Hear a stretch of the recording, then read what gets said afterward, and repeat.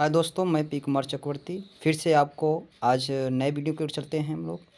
जैसा कि हम लोग ने कल पढ़ लिया था समतल दर्पण तक, आज गोलीय दर्पण देखते हैं। देखो गोलीय दर्पण क्या होता है, तो ध्यान देना। गोलीय दर्पण क्या होता है कि यदि किसी खोखले गोले को काट कर एक तरफ से क्या कर दें हम लोग, पालिश कर दें। अगर खोखला गोला कोई कांच का है, कैसा, पारदर्शी कांच का होना चाहिए। अगर पारदर्शी कांच का कोई खोखला गोला है, उसको हम काट दें एक तरफ से, और उसको काटने के बाद एक तरफ से क्या कर दें, पालिश कर दें। अगर एक तरफ से पालिश कर देते हैं, या तो काट यहाँ गोलीय दर्पण ही, मतलब कि यह कांच ही, यह गोलीय कांच ही क्या कहलाता है, गोलीय दर्पण कहलाता है। तो देखो इसमें क्या लिखा गया है, यदि किसी खोखले गोले के कांच को खोखले कांच के गोले को काट कर एक तरफ से पालिश कर देते हैं, तो यह कांच ही गोलीय दर्पण कहलाता है। क्या कहलाता है, गोलीय दर्पण कहलाता है। ये गोलीय दर्पण जो होता है, ये दो प्रकार का होता है। कितने प्रकार का होता है, दो प्रकार का होता है। एक उत्तल दर्पण होता है, एक अवतल दर्पण होता है। गोलीय दर्पण कितने प्रकार का होता है, दो प्रकार का होता है। पहला होता है उत्तल दर्पण, दूसरा होता है अवतल दर्पण। ठीक, उत्तल दर्पण किसे कहते हैं, तो ध्यान दो। उत्तल दर्पण क्या होता है, ऐसा गोलीय दर्पण जिसका परावर्तक पृष्ठ उभरा हुआ होता है, उसे उत्तल दर्पण कहते हैं। और जिसका परावर्तक पृष्ठ दबा हुआ होता है, उसे हम क्या कहते हैं, अवतल दर्पण कहते हैं। जिसका परावर्तक पृष्ठ दबा हुआ होगा, देखो इसमें दबा हुआ है परावर्तक पृष्ठ, तो उसे हम क्या कहेंगे, अवतल दर्पण। देखो हमने कहा था गोलीय दर्पण क्या है भाई, कांच, खोखले कांच के गोले का कटा हुआ भाग है।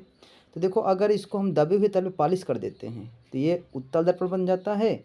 अगर उभरे हुए तल पे पालिश कर दें, तो ये बन जाता है अवतल दर्पण बन जाता है। ठीक है, तो जिधर पर पालिश करते हैं वो पालिश सतह होगा, और जिधर पालिश नहीं करते हैं उसको हम परावर्तक सतह बोलते हैं। क्या बोलते हैं इसको, परावर्तक सतह बोलेंगे।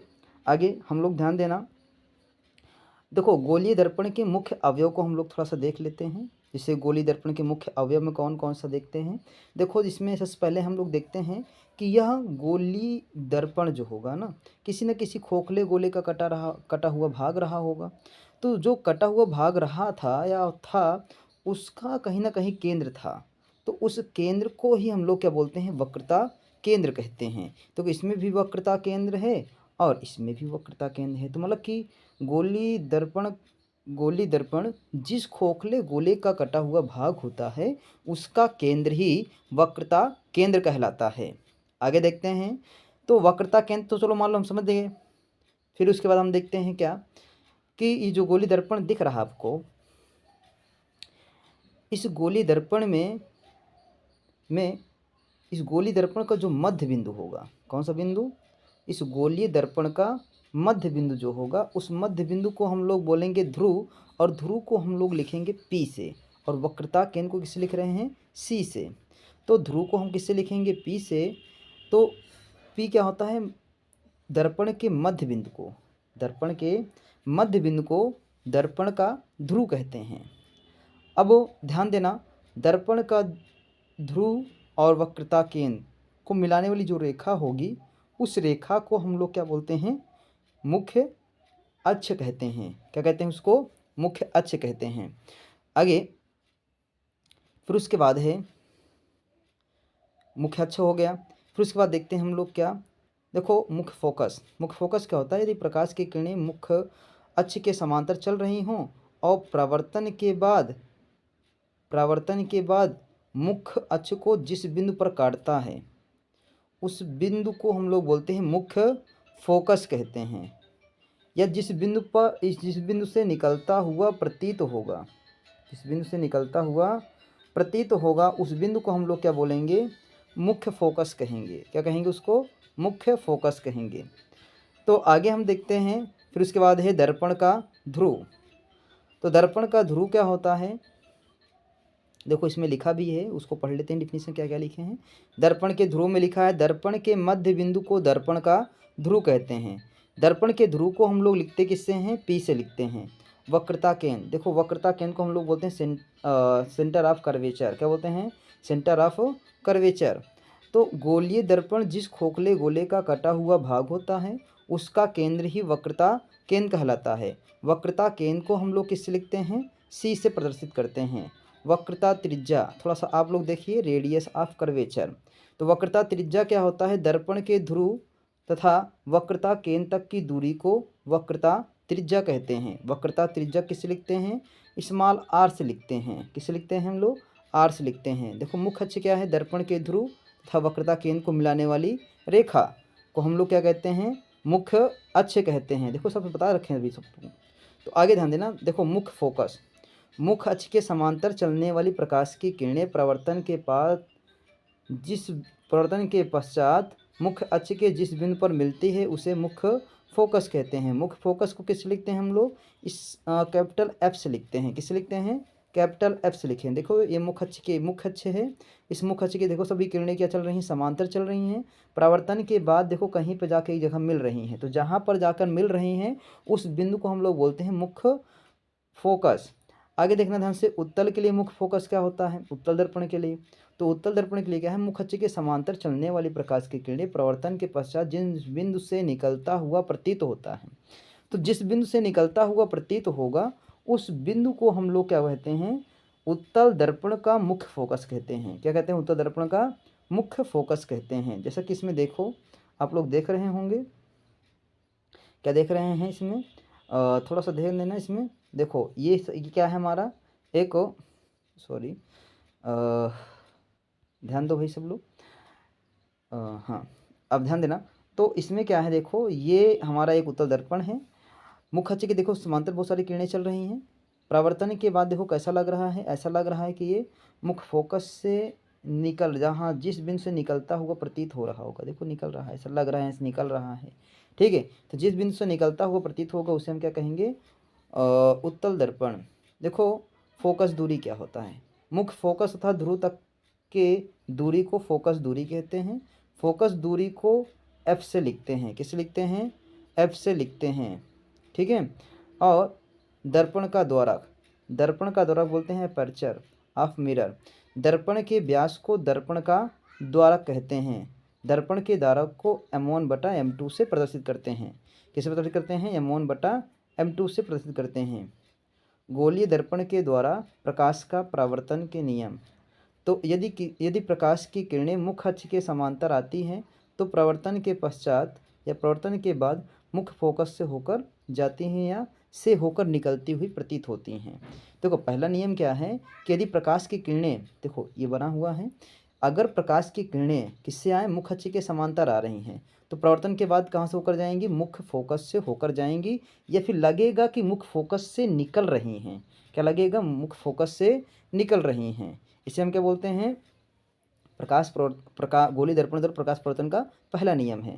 देखो दूसरा नियम क्या है, यदि प्रकाश की किरणें मुख्य फोकस से आ रही हों, ऐसे लग रहा हो कि मुख्य फोकस से आ रही हैं, तो वह प्रवर्तन के बाद मुख्य अक्ष के समांतर, ऐसा लगे कि मुख्य फोकस पर आ रही हैं, तो वह क्या हो जाएगी, प्रवर्तन के बाद मुख्य अक्ष के समांतर हो जाती हैं। किस समांतर हो जाती हैं, मुख्य अक्ष के समांतर हो जाती है। उसका जस्ट उल्टा होता है भाई ये। अगला ध्यान देना, तीसरा नियम है, यदि प्रकाश की किरणें वक्रता केंद्र से होकर जाती हैं तो प्रवर्तन के बाद उसी मार्ग से वापस लौट जाती हैं। अगर वक्रता केंद्र से जा रही हैं तो जिस मार्ग से गई हैं उसी मार्ग से वापस लौट जाएंगी। इसमें भी देखें, जिस मार्ग से गई उसी मार्ग से वापस लौटी हुई है।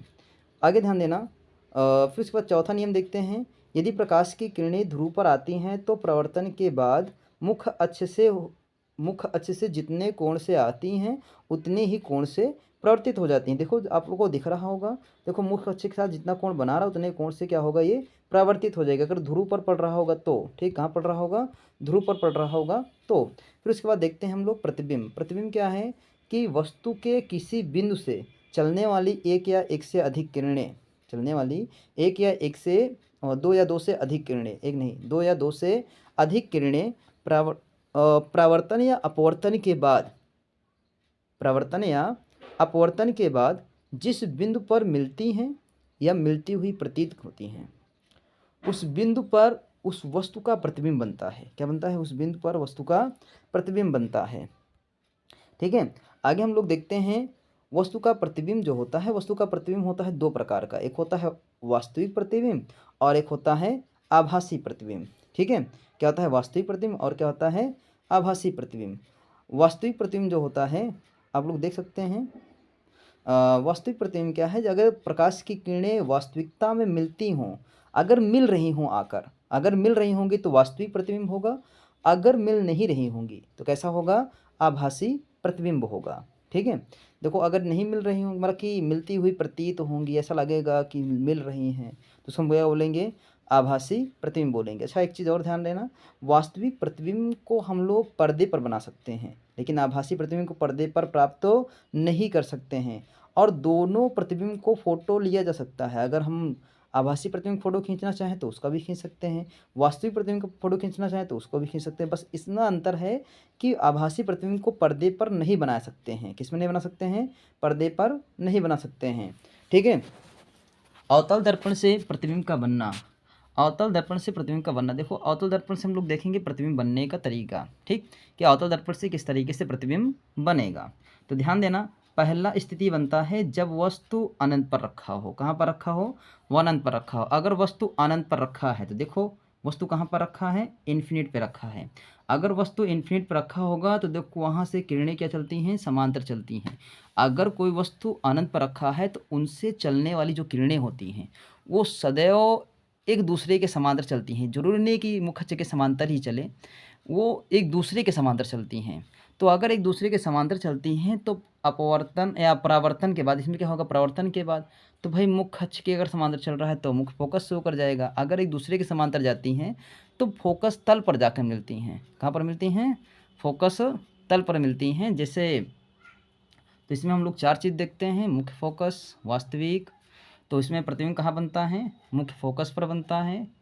और कैसा बनता है? वास्तविक बनता है, उल्टा बनता है और बहुत छोटा बनता है।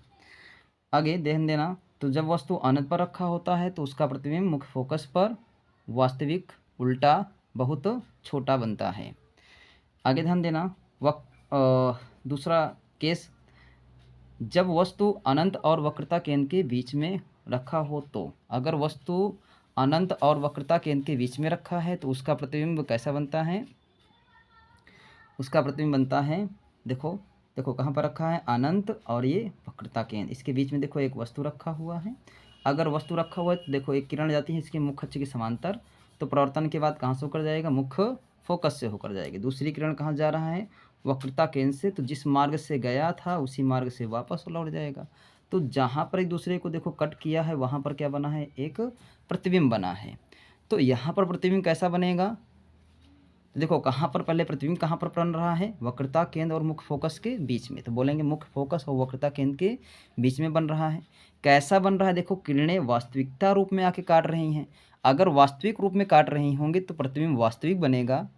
और देखो कहाँ से किरण चली थी? सिर से किरण चली थी, और जहाँ पर वो एक दूसरे को कट करेंगी वहाँ पर क्या बनेगा? इसका सिर बनेगा। क्या बनेगा? उसका सिर बनेगा, क्योंकि यहाँ सिर से चला था। अगर ये सिर से चला था तो यहाँ क्या बनेगा? सिर ही बनेगा। ठीक है? तो अगर सिर बन रहा है तो देखो प्रतिबिंब कैसा बन रहा है? उल्टा बन रहा है कि नहीं बन रहा है? तो प्रतिबिंब कैसा होगा? उल्टा होगा। और कैसा होगा भाई? वस्तु का देखो वस्तु बड़ा है, प्रतिबिंब क्या है? छोटा है, तो बोलेंगे प्रतिबिंब जो होगा छोटा बनेगा। कैसा बनेगा? छोटा बनेगा। तो जिसे लिखा भी गया है, इसको लिखेंगे भी, जब वस्तु अनंत और वक्रता केंद्र के बीच में रखा होता है तो उसका प्रतिबिंब मुख्य फोकस और वक्रता केंद्र के बीच में बनता है, वास्तविक बनता है, उल्टा, छोटा, वास्तविक, उल्टा और छोटा बनता है। ठीक है? चलिए आगे देखते हैं तीसरा केस। तीसरे केस में जब वक्रता केंद्र पर कोई वस्तु रखा होता है तो उसका प्रतिबिंब क्या बनता है? वक्रता केंद्र पर ही बनता है। देखो अगर वक्रता केंद्र पर रखा है वस्तु तो वह मुख्य अक्ष के समांतर किरण जाएगा, तो परावर्तन के बाद कहाँ? मुख्य फोकस से होकर जाएगा। दूसरी किरण मुख्य फोकस तो मुख्य अक्ष के समांतर हो जाएगी। भाई हमने नियम में पढ़ रखा है। तो जहाँ पर एक दूसरे को कट करेगा वहाँ पर क्या बनेगा? वस्तु का प्रतिबिंब बनेगा। और प्रतिबिंब कहाँ पर बनता है इसका? वक्रता केंद्र पर ही प्राप्त होगा, वास्तविक प्राप्त होगा, उल्टा प्राप्त होगा और वस्तु के बराबर प्राप्त होता है। तो इन 4 चीज़ों को हम देखते हैं, तो इसी 4 को लिखेंगे। क्या लिखेंगे? जब वस्तु वक्रता केंद्र पर रखा होता है तो उसका प्रतिबिंब कैसा होता है? वास्तविक होता है, उल्टा होता है तथा वस्तु के बराबर बनता है। जब वस्तु वक्रता केंद्र और मुख्य फोकस के बीच रखा हो तो देखते हैं हम लोग, जब वस्तु वक्रता केंद्र और मुख्य फोकस के बीच रखा हो तो तब कैसा प्रतिबिंब बनेगा? देखो वक्रता केंद्र ये है, मुख्य फोकस ये है, इनके बीच में एक वस्तु रख देते हैं अगर इनके बीच में वस्तु रखते हैं तो मुख्य अक्ष के समांतर एक किरण चलती है, परिवर्तन के बाद कहाँ होकर जाएगी, मुख्य फोकस से होकर जाएगा। दूसरी किरण हम मुख्य फोकस से ले जाते हैं, परिवर्तन के बाद मुख्य अक्ष के समांतर हो जाता है। जहाँ पर एक दूसरे को कट करता है वहाँ पर क्या बनता है, वस्तु का प्रतिबिंब प्राप्त होता है। कैसे प्राप्त होता है, वस्तु का प्रतिबिंब प्राप्त होता है।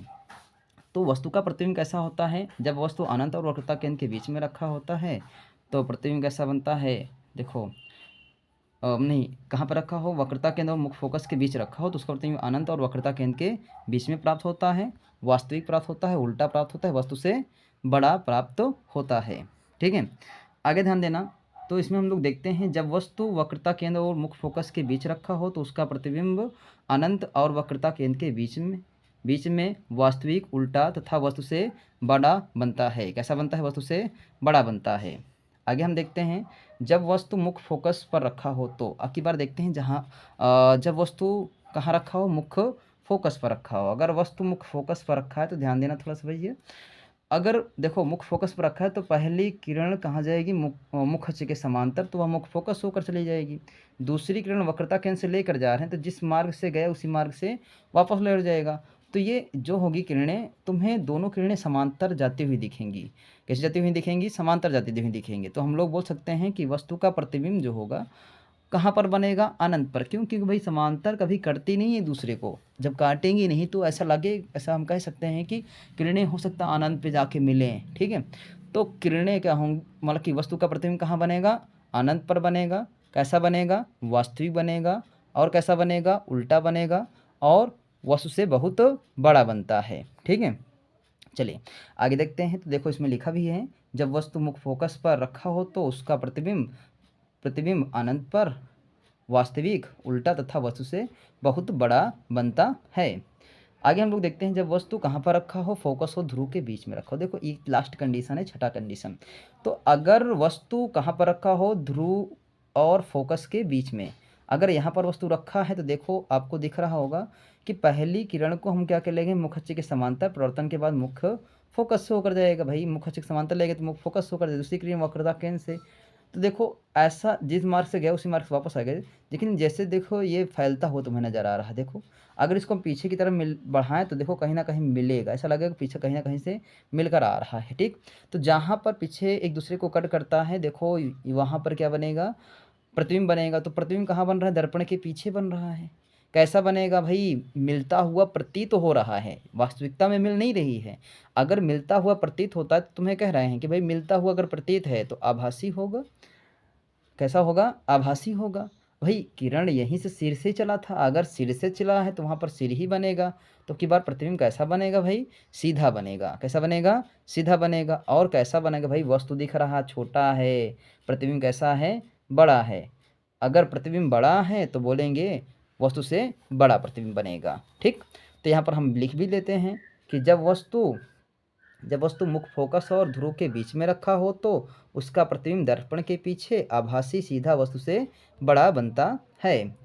उत्तल दर्पण से प्रतिबिंब का बनना, तो हम लोग देखते हैं भाई उत्तल दर्पण से प्रतिबिंब कैसे बनते हैं। तो उत्तल दर्पण में भाई दो ही कंडीशन हम लोग पढ़ते हैं, एक पहला वह तो अनंत पर रखा हो और दूसरा अनंत और ध्रुव के बीच में रखा हो। देखो अनंत पर रखा होगा तो इसमें सेम वही चीज़ें भाई, जब अनंत पर रखा होता है तो किरणें हमेशा समांतर आती हैं। जरूरी नहीं कि मुख्य अक्ष के समांतर आए भाई, वो किरणें आपस में समांतर आती हैं। तो इसमें हमने ऐसे रख लिया है कि ये का ऐसा लगे कि तुम्हें कि मुख्य अक्ष के समांतर आ रहा है।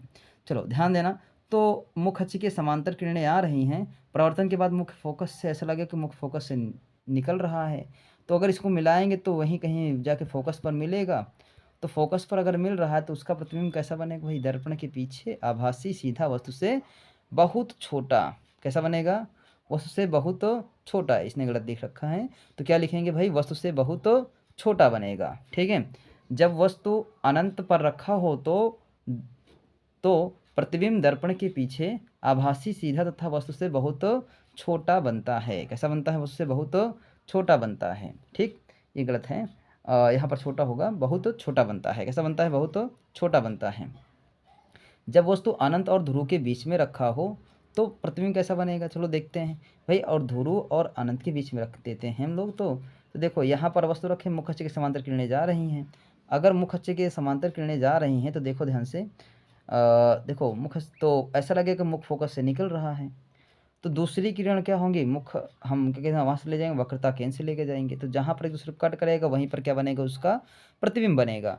तो उसका प्रतिबिंब कैसा बन रहा है भाई, दर्पण के पीछे मुख्य फोकस और ध्रुव के बीच में आभासी आभासी सीधा और वस्तु से बहुत मतलब कि वस्तु से छोटा बनता है। क्या बनता है, वस्तु से छोटा बनता है। तो हम लोग कह सकते हैं जब वस्तु अनंत और ध्रुव के बीच में रखा होता है तो उसका प्रतिबिंब कैसा होता है, दर्पण के पीछे मुख्य फोकस पर और ध्रुव ध्रुव के बीच में आभासी सीधा और वस्तु से छोटा बनता है, आभासी सीधा वस्तु से छोटा बनता है। तो हम लोग क्या करेंगे, इसके बाद हम लोग पढ़ते हैं चिन्ह परिपाटी। देखो चिन्ह परिपाटी पढ़ने से पहले भाई हम थोड़ा कुछ कुछ देख लेते हैं। तो ध्यान देना, वस्तु की दूरी, देखो वस्तु की दूरी कैसे, दर्पण के ध्रुव से वस्तु तक की दूरी को वस्तु की हम लोग दूरी कहेंगे। ठीक, वस्तु की दूरी को हम लोग किससे लिखेंगे, स्मॉल यू से लिखेंगे। और वस्तु को सदैव हम किधर रखेंगे, बाईं ओर रखेंगे। किधर रखेंगे, बाईं ओर रखा जाता है। ठीक है, इसे ध्यान रखना है आपको। और इसी तरीके से प्रतिबिंब भाई देख लेते हैं। प्रतिबिंब क्या होता है, प्रतिबिंब की दूरी कहाँ से नापेंगे, दर्पण के ध्रुव से प्रतिबिंब तक की दूरी को हम लोग प्रतिबिंब की दूरी कहेंगे। प्रतिबिंब की दूरी को हम लोग किससे लिखेंगे, v से प्रदर्शित करेंगे। ठीक है, आगे ध्यान देना, वस्तु की लंबाई, देखो वस्तु की लंबाई जो होगा, मुख्य अक्ष के लंबवत नापी गई लंबाई को हम लोग वस्तु की लंबाई कहेंगे। तो वस्तु की लंबाई को हम लोग ओ से लिखते हैं। किससे लिखते हैं, ओ से लिखते हैं। ठीक है, आगे प्रतिबिंब की लंबाई, मुख्य अक्ष के लंबवत नापी गई लंबाई को प्रतिबिंब की हम लोग लंबाई कहते हैं। प्रतिबिंब की लंबाई को हम लोग कैपिटल आई से लिखते हैं। किससे लिखेंगे, कैपिटल आई से लिखेंगे। थोड़ा चिन्ह परिपाटी देख लेते हैं। ठीक है, तो देखो चिन्ह परिपाटी क्या होता है। चिन्ह परिपाटी से मान लो हम यहाँ पर क्या बनाए हैं, एक दर्पण बनाए हैं। मान लो ये अवतल दर्पण है हमारा। तो इसका जो ध्रुव होता है वो मूल बिंदु पर रहता है। कहाँ पर रहता है, मूल बिंदु पर रहता है। इधर की तरफ दूरियां नापेंगे तो माइनस में होगा, इधर की तरफ दूरियां नापेंगे तो प्लस का होगा। ठीक है, और ऊपर की दूरी प्लस का, नीचे की दूरी क्या होगा, माइनस का होगा। तो इसमें हम लोग देख सकते हैं, तो जिससे चिन्ह परिपाटी है फोकस दूरी अगर देखा जाए तो देखो अवतल दर्पण उत्तल दर्पण की फोकस दूरी, किसकी, अवतल दर्पण की फोकस दूरी और उत्तल दर्पण की फोकस दूरी। देखो उत्तल दर्पण की फोकस दूरी, उत्तल दर्पण कैसे बनता था भाई, ऐसे बनता था, इस तरीके से बनता था। देखो एक मिनट, हाँ देखो ये क्या है, अवतल दर्पण है और ये क्या है, उत्तल दर्पण है। ये क्या है, उत्तल दर्पण है। उत्तल दर्पण भाई ऐसे बनता था। जब इसमें हम फोकस दूरी बनाते थे तो फोकस भाई इधर बनाते थे, ये ध्रुव होता था। ठीक, तो देखो इसमें ध्रुव से हम फोकस नापेंगे तो फोकस किस तरफ नाप रहे हैं, इस तरफ नाप रहे हैं। और इस तरफ क्या होता है प्लस का, इस तरफ क्या होता है माइनस का, इस तरफ होता है प्लस का, उस तरफ क्या होता है नीचे क्या होता है माइनस का। तो अगर हम इस तरफ नापेंगे तो भाई प्लस का होगा। तो ये उत्तल दर्पण है तो इस तरफ नाप रहे हैं तो कैसा दूरी होगा, फोकस दूरी प्लस का होगा। और अवतल दर्पण में देखे थे हम लोग, तो देखो अवतल दर्पण में फोकस किधर होता था, इस तरफ होता था। भाई ध्रुव ये है तो ध्रुव से इस तरफ नापेंगे तो भाई कैसा होता है, माइनस का होता है। इसलिए अवतल दर्पण की फोकस दूरी कैसा है, माइनस का है। तो इसी तरीके से वक्रता त्रिज्या भी है। तो वक्रता त्रिज्या अवतल दर्पण की प्लस का, अवतल दर्पण की माइनस की। वस्तु की दूरी, भाई वस्तु हमेशा सदैव कहाँ रखा जाता है, बाईं ओर। देखो ये है तो वस्तु भाई इस तरफ रखा जाएगा सदैव। तो अगर मान लो वस्तु इधर रखा गया है तो ध्रुव से हम इस तरफ दूरियां नापेंगे तो कैसा होगा, सदैव माइनस का होगा, चाहे अवतल हो चाहे उत्तल हो। भाई हमेशा वस्तु की दूरी हमेशा हम बाईं तरफ रख रहे हैं ना, इसलिए क्या होगा, वस्तु की दूरी माइनस का होगा। फिर उसके बाद देखते हैं हम लोग वस्तु की लंबाई। देखो वस्तु की लंबाई जो होता है हमेशा ऊपर तरफ जाएगा। देखो वस्तु अगर ऐसे रखा है, मुख्य अक्ष के ऊपर रखा है, अगर मुख्य अक्ष के ऊपर की तरफ दूरियां नापते हैं तो कैसा होगा, प्लस का। नीचे की तरफ नापेंगे तो कैसा होता है, माइनस का। इसलिए वस्तु की लंबाई कैसा होगा भाई, दोनों प्लस का होगा। चाहे उत्तल के लिए कहें चाहे हम लोग अवतल के लिए कहें, दोनों के लिए क्या होगा, प्लस का होगा। अच्छा हम लोग देखे थे भाई प्रतिबिंब। देखो प्रतिबिंब की दूरी, भाई प्रतिबिंब दो प्रकार का बनता था, एक बनता था आभासी और एक बनता था वास्तविक। तो देखो उत्तल दर्पण में प्रतिबिंब आभास मतलब कि वास्तविक नहीं बनता है, लेकिन हम लोग जानते हैं कि अवतल दर्पण में प्रतिबिंब की दूरी जो होता था वास्तविक भी बनता था और आभासी भी बनता था। तो आभासी के लिए क्या होगा, दोनों में देखो आभासी के लिए प्लस का होता है और वास्तविक के लिए कैसा होगा माइनस का, लेकिन उत्तल में बनता ही नहीं है, ये उत्तल का है और ये अवतल का है। ठीक, फिर उसके बाद प्रतिबिंब की लंबाई देखते हैं। सेम कंडीशन वही, प्रतिबिंब की लंबाई है भाई, आभासी के लिए प्लस का होगा, वास्तविक के लिए कैसा होगा माइनस होगा, क्योंकि वास्तविक में उल्टा बनता था प्रतिबिंब। अब जो उल्टा बनता था भाई नीचे नापेंगे दूरी, नीचे दूरी कैसा होता है माइनस का होता है। ठीक, चलो आगे देखते हैं फोकस दूरी तथा वक्रता त्रिज्या में संबंध। किसमें देखते हैं, फोकस दूरी तथा वक्रता त्रिज्या में संबंध हम लोग देखते हैं। ठीक है, तो इसे देखते चलेंगे हम लोग। चलो देखना ध्यान से भाई, हम लोग क्या करते हैं सबसे पहले हम लोग क्या करते हैं भाई, इसमें एक अवतल दर्पण ले लेते हैं। ठीक, अवतल दर्पण में हम एक तरफ देखो ध्यान से, इसमें मुख्य अक्ष खींच लिया गया है। ये क्या है हमारा वक्रता केंद्र है, ये क्या है मुख्य फोकस है। आगे तो मुख्य अक्ष के समांतर हम एक किरण ले लेते हैं। क्या ले लेते हैं, एक मुख्य अक्ष के समांतर एक किरण ले लेते हैं। अगर मुख्य अक्ष के समांतर किरण लिए हैं तो ध्यान देना थोड़ा सा भाई, तो मुख्य अक्ष के समांतर किरण लिया गया है। अगर मुख्य अक्ष के समांतर किरण है तो प्रवर्तन के बाद क्या होगा, वो मुख्य फोकस से होकर जाएगा। अगर हम लोग इसको वक्रता केंद्र से खींच दें तो आपको बताए थे भाई कि यहाँ पर आई और ये आर आपस में क्या होगा बराबर होगा, मतलब कि परावर्तन के नियम से। ठीक है, प्रकाश प्रवर्तन का नियम क्या है, आपतित किरण तथा प्रवर्तित किरण तथा आपतन पर डाला गया अभिलंब तीनों एक ही तल में होते हैं। क्या होते हैं, तीनों एक ही तल में होते हैं। तो थोड़ा सा ध्यान दीजिए इसमें, देखो यहाँ से यहाँ तक की दूरी फोकस दूरी कहलाता है, यहाँ से यहाँ तक की दूरी वक्रता त्रिज्या कहलाता है। ये फोकस दूरी, ये वक्रता त्रिज्या है। ठीक, चलो आगे ध्यान देना। अच्छा एक चीज़ यहाँ पर त्रिभुज हम देखें, त्रिभुज कौन सा, सी एफ बी में, तो अगर इनमें देखें तो थोड़ा सा ध्यान दो। अच्छा इसके पहले देखो आई और आर आपस में बराबर होगा। आपको पता है कि ये वाली रेखा समांतर है, तो ये वाला कोण जो यहाँ पर बन रहा है, हाँ तो जो ये वाला कोण बन रहा है यहाँ पर, एक मिनट देखना आराम से, हाँ